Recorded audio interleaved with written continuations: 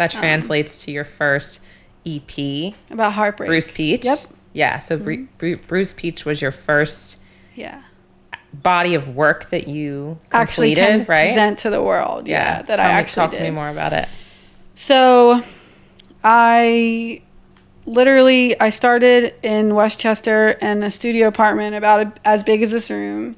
And my whole living room was just instruments. I remember it was and like I had a sliding door in the back and a bed. I didn't care about having people over. I didn't care about, having furniture. I was like, no, I just need my instruments. I need my drum kit. I need my guitar. I need my bass and my piano. Like, what's his name from? Matt Healy. He said, all I need is my instruments. That lyric. Yep. And then. You've always said that. Yeah. And then my best friend Ryan Reyer, who obviously knows that he means the world to me and has helped me through all that process and producing with me that album. I moved in with him, and then all through 2020 I just wrote because that's when everything ended, and I was in one of the bedrooms and made my first little studio, which was nothing like I have now, but I just remember crying on the floor and like getting frustrated that I couldn't get this song out, and then crying because I was still in love with this man, and then just everything. And I was just like, this is it. This is what art is. This is how it works. And the doubt and the fear that it's, you're not going to finish it or it's not going to be good. And then I had Ryan with me, who was like, I was scared to like sing in front of people at the time. And he's like, Megan, if you can't do this with me now, like, he'll be real with you. You're never going to be able to do it. Like, he's like, if you can't sing what you wrote to me right now, it's over. You're done. That's it. Yeah. So I was like, okay. So I put that guard down, and I'll never forget it because he's the reason why I do everything I do now. And I'll never ever forget those moments. And what was the story behind what led you to write Bruised Peach? Go like open up to me and everyone about that. Like the person? The whole thing, yeah. Long story short. As much as you want to. No, yeah. Long story short, met a guy in a band. He was a drummer. That's how it always starts. Yeah. It's always the music men. But I feel like we always say that. It's always the drummer. It's always the bassist. It's always the drummer. It's always the music guy. But then you realize you wanted the guitar or the piano man, Yeah. And then, so he, it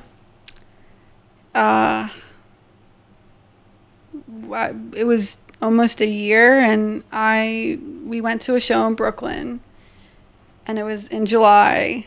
And I remember looking on the stage and knowing what it felt like as a musician to like express what you wrote and feel that and be in that moment. And I remember looking up at him and being like, oh my God, I'm in love with this guy. And I knew he didn't love me back. And that's why it's called like Bruised Peach. Like I was a sweet, loving person who, knew that this was never going to work out. So it was unrequited love.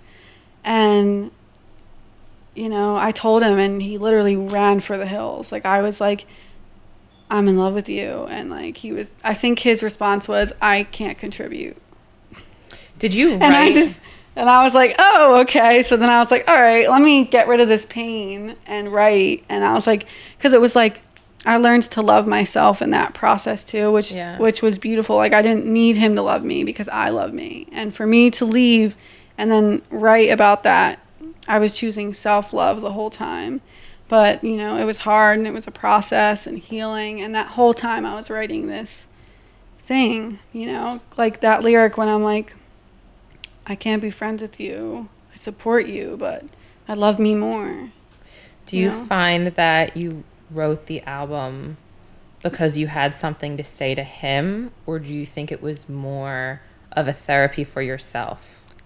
For myself. I think it was like, all right, well, I want to write and finally put stuff out, and I know that I do well with emotion. This is the perfect time. So it was a blessing in disguise. I was like, I'm hurting right now, but I'm going to write this album or EP because it's going to, get me started with my music career and get this pain out of me. Yeah. The more I wrote, the more I sang, the more I started to laugh and be like, oh my God, like this guy didn't even give two shits about me. And I'm like over here crying. So it just got easier and better. And I mean, of course, like if you find out that this person listened to what you wrote, you're going to have like that like moment where like, oh yeah, like, you know, you get like a little bit of like a clout feeling because you're like, fuck you, basically. But it's also, I didn't look need what that. I made out of what like I don't need put you me through. Yeah. You know? And I didn't want to have like any like bad blood. It was just, as an artist, I was, you know,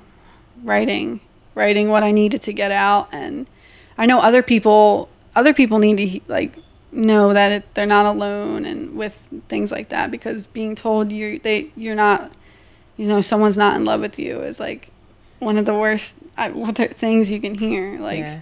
And I grew so strong because of that though. So I just, all the self-love was like, you know, so when I met, do you think it helped you heal faster writing it and putting that out?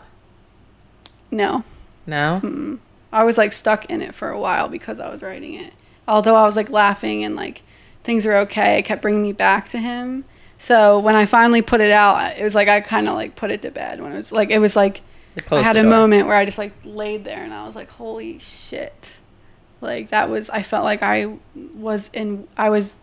why one of the songs is called At War. I was at war through that whole process. And then I felt like I laid there like covered in like wounds, but I was like, okay, like wow. I'm ready for my ointment. Like, let's go. I'm done. But that's pretty much the whole story of Bruised Peach. You know? That's like what it's about, right? Mm-hmm. How did the sound of Bruised Peach, how would you describe that for the people who haven't listened to it yet? I mean, I think it's catchy. I don't even know what I would call it, but I know that I sing it. Well, first, it's all acoustic guitar. It's indie. It's like, you probably, I don't know if you like it. To me, it feels like bedroom pop. Like it's kind of like that, like Lana, kind of. No, yes and no. No, I think it's just like an indie acoustic, like Suki bedroom pop. Like, I don't even know who Suki is. Suki Waterhouse. Cat Power. Oh yes, Cat Power. Yeah, kind of like that. Just very like raw.